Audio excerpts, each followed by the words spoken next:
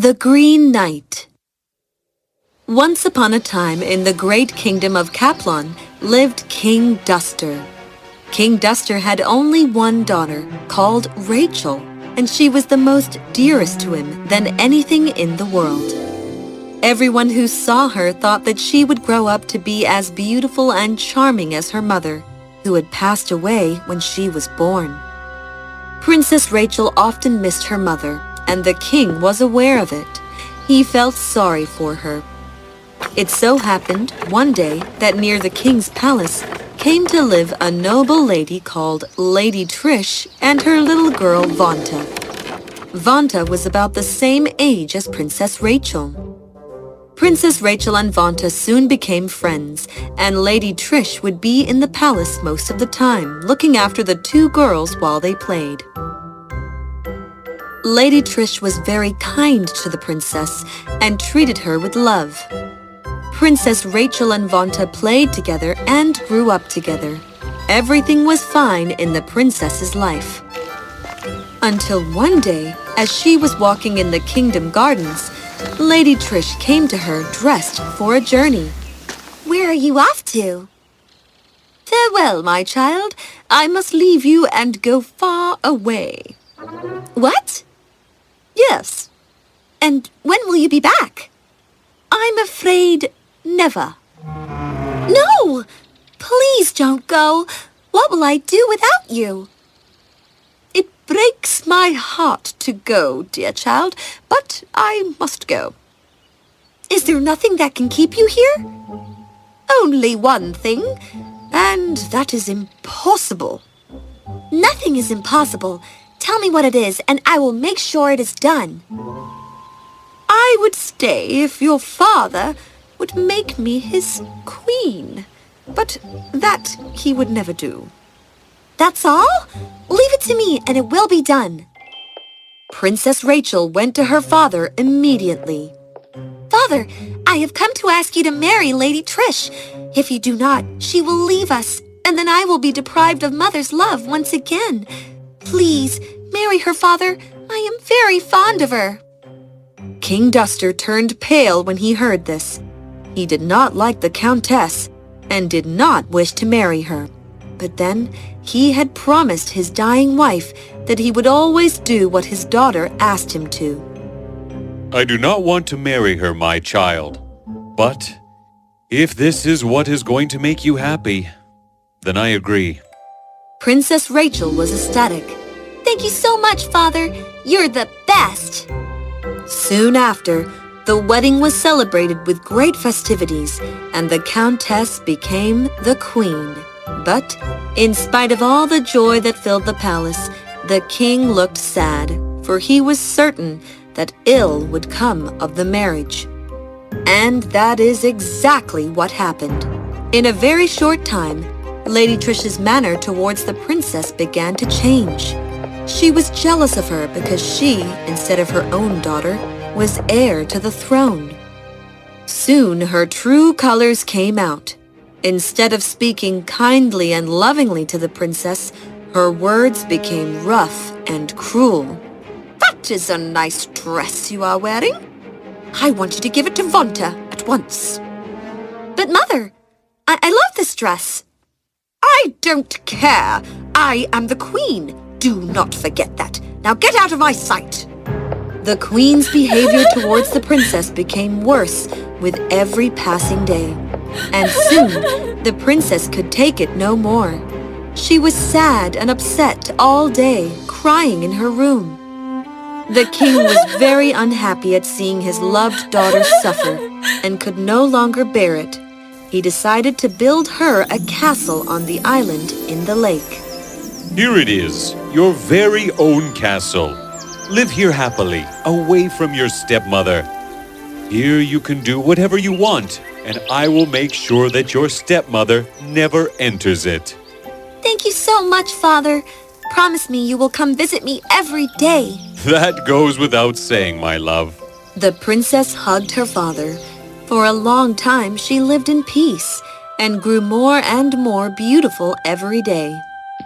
One day, a messenger from the neighboring kingdom came to invite King Duster to a great meeting of knights and nobles. King Duster accepted the invitation. Before setting out, he went to take leave of his daughter. My love, I am going to the great meetings of knights and nobles. There will be splendid shops set up, especially for princesses like you.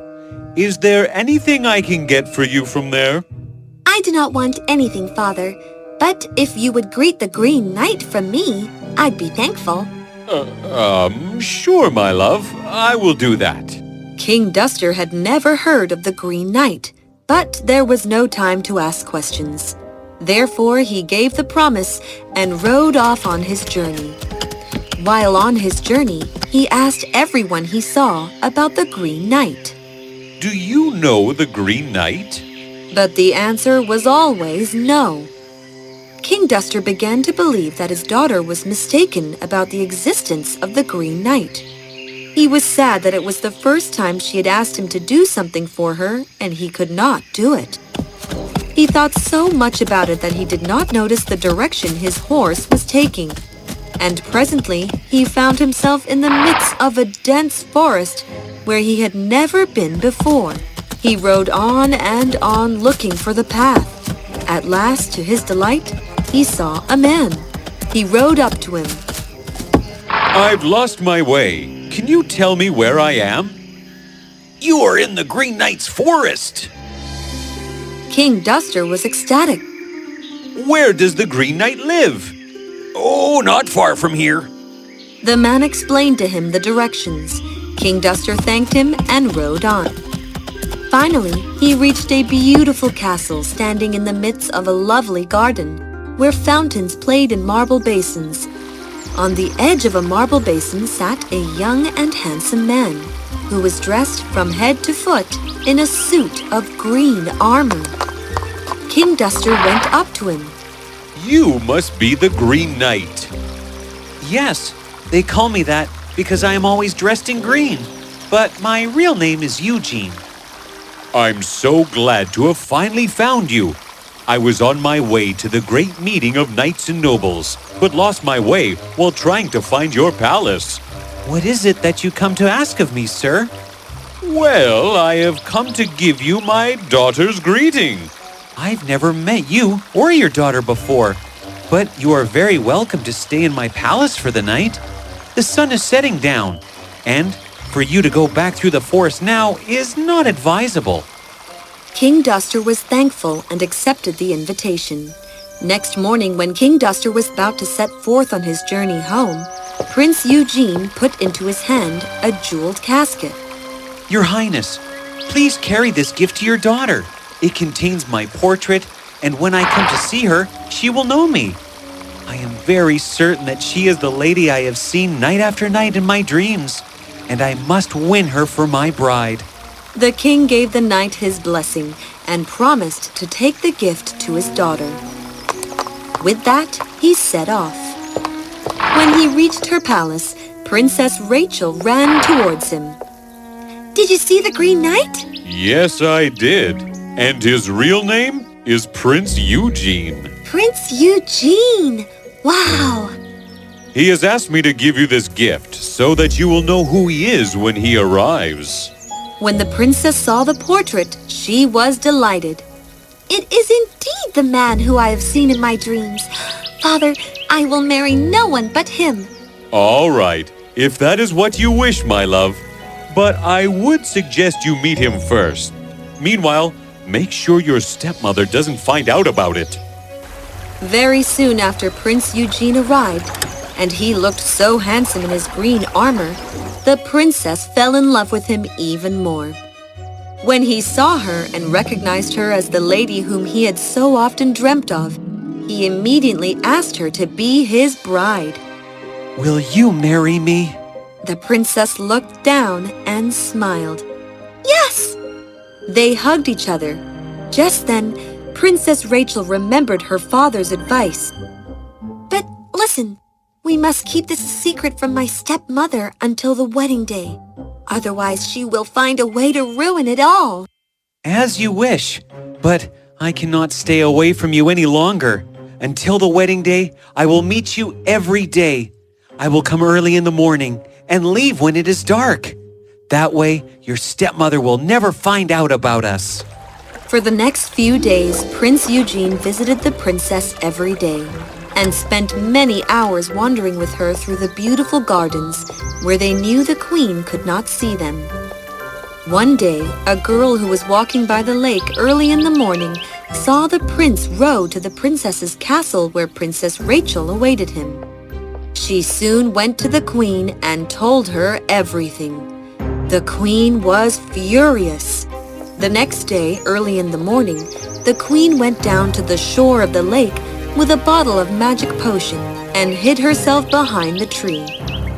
Prince Eugene came as usual, spent the day with Princess Rachel, and when it was almost dusk, he went to the bank and sat on the boat.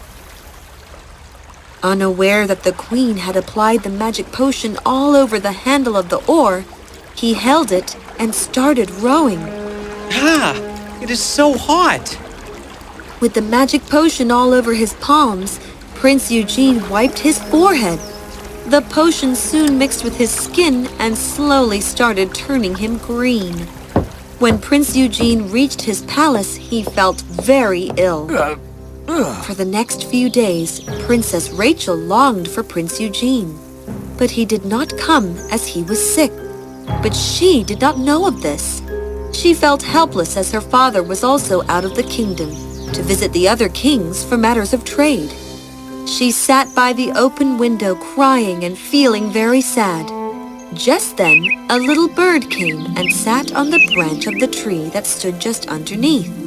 Your prince is sick. You must go to him immediately. What? What happened to him? There is no time for explanation. Just know that your evil stepmother has used a magic potion on him, and only the yellow herbs in your garden can save him. Tell me more, please. Dress yourself as a nurse from the palace of the country king, for it is the only way you will be allowed near the prince. Make soup out of the yellow herbs and give it to him. When he finishes the bowl, he will recover instantly. The next day, Princess Rachel left early in the morning dressed as a nurse, carrying with her the yellow herbs. The bird flew ahead of her to give her directions to the palace. And when they reached the palace, Princess Rachel at once went to the prince's most trusted old nurse. Madam, my name is Fiona, and I have been sent by the country's king to help in the prince's recovery. And how do you intend to do that when even our best doctors have failed? The potion is fatal, and it breaks my heart to say that no one can help the prince. Oh, but I can. You see, with my herbal soup, the prince will recover at once. And why should I trust you? Do you have any other choice? The old nurse thought that it was worth giving a try. She agreed. All right, you can go to the prince's room with the soup. Princess Rachel fed the ailing prince with her own hands. After finishing the entire bowl of the soup, she went outside and waited for some time. Soon, Prince Eugene started sweating, and within moments he recovered completely. When he woke up, Princess Rachel sent inside a young nurse with the empty bowl of soup in her hand. Who are you? Is it you who made the soup that has cured me? Yes. Well, choose whatever you wish as a reward, and you shall have it. The young nurse had already been taught by Princess Rachel what to say. I want to be your bride. I am sorry, but that is the one thing I cannot grant. For my heart belongs to the most beautiful girl in the world, and she waits for me in her island palace. Hearing this, Princess Rachel ran inside the prince's room and hugged him tight. The young nurse smiled and left. The prince was delighted to see her, but also confused. What is going on? Princess Rachel explained to him everything, and how it was her stepmother who had used a magic potion to make him fall sick. I am so glad you saved me, my love. I am glad you are fine. The two held hands and hugged each other once again. Soon they were married with great splendor. King Duster was delighted to see his daughter so happy. And as for the queen and her daughter, he sent them out of the kingdom and warned them to never set foot in his territory. Prince Eugene and Princess Rachel lived in their island palace and also helped King Duster in running his kingdom. Under them, the people of the kingdom were very, very happy.